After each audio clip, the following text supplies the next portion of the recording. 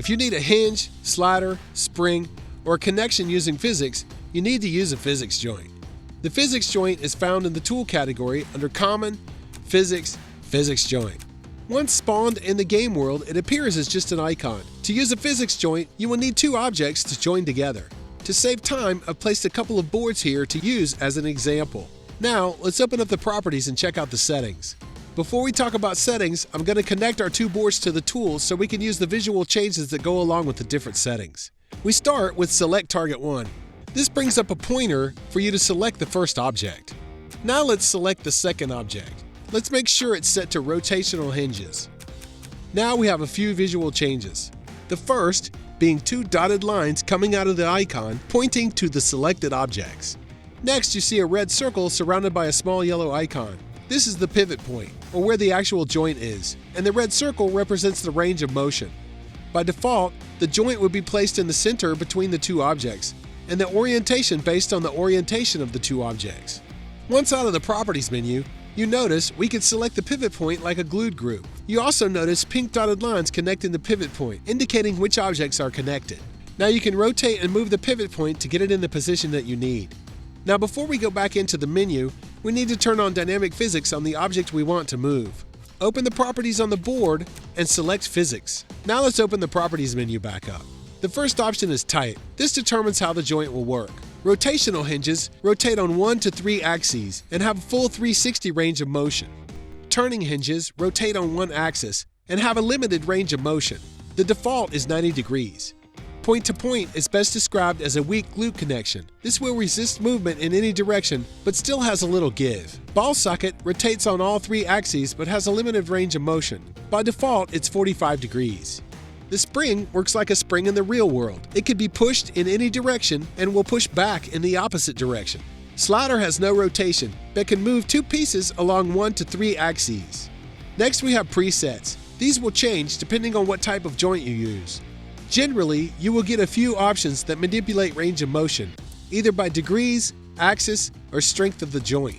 Properties determines how many options you have to work with. Simple means you are working with mostly preset settings, but depending on the type, you may have a few more options. Advanced gives you a few more options, and User-Defined will give you all the options available for that certain type of joint. When switching to User-Defined, the joint will retain all the settings it had before switching to User-Defined, but at this point, the type doesn't really matter anymore, meaning you can set it to any type of joint you need. From now on, I will leave it in User-Defined mode so we can see all the options. First is Enabled. We've seen this before, but in this case, if it's not enabled, it will be like the joint doesn't exist at all. The two connected objects will simply fall apart, like the joint isn't even there. Now let's skip down to Linear Settings. Most of the settings in this submenu adjust the amounts of linear movement. There's also another submenu, Linear Motor, that adds a force to the joint. For instance, with a slider and the linear motor, you can make a lift or an elevator. The next 6 settings adjust the amount of linear movement the joint has on the 3 axes.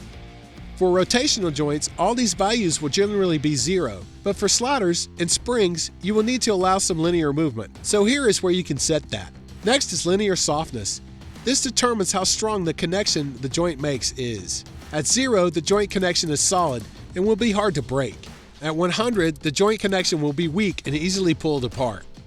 Linear Damping is next. Just like the damping in other tools, raising the value here will slow the movement of the joint. The last setting is Restitution. Just like object restitution, this determines how bouncy the object will be when the joint reaches its limits of motion. Set to 100, the object will bounce some.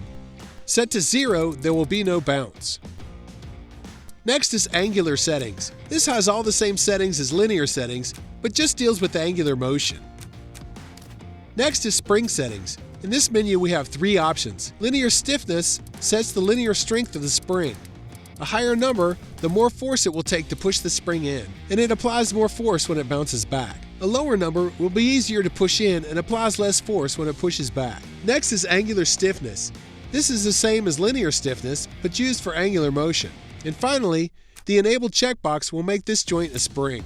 Next is Disable Collision. This means the 2 objects connected to the joint will not react to collisions between themselves, but will retain their normal collision properties with other objects. For example, 2 platforms connected by a hinge may have trouble working because of the collisions between the 2. Checking this box will prevent this problem. By unchecking Pivot's Combine checkbox, you can pull the two pivots apart. On rotational hinges, you will want to keep these pivots together. But with a spring, you can pull the pivots apart, and when the physics is activated, the pivots will immediately pull back together, just like preloading a spring. Joint strength is to increase the strength of the joint. This is more important with some joints than others.